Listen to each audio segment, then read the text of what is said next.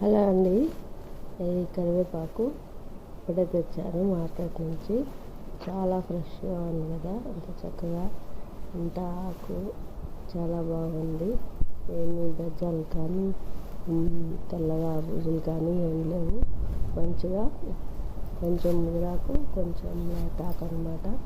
ఇప్పుడు దీన్ని చక్కగా కొలిచేసి కొంచెం ఉంచుకొని కడిగి ఆరబెట్టేసుకొని మిగతాది పచ్చడి చేస్తానండి.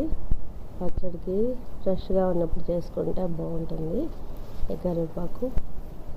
దీన్ని మనం కొంచెం నిల్వ ఉంచుకోవడానికేమో రెబ్బలు వలిచేసి గాలికి ఆరబెట్టేస్తే నీడలో చక్కగా గ్రీన్ కలర్లో ఉంటాయి. పోయినసారి అయితే ఆరబెట్టేసాను, అది బాగుంది, గ్రీన్ కలర్లోనే ఉంది. మనం తాలింపు వేసుకోవడానికి పచ్చాకు దొరికినప్పుడు అది వేసుకోవచ్చు. ఇప్పుడైతే దీన్ని పచ్చడి కొంచెం ఉంచుకొని మిగతా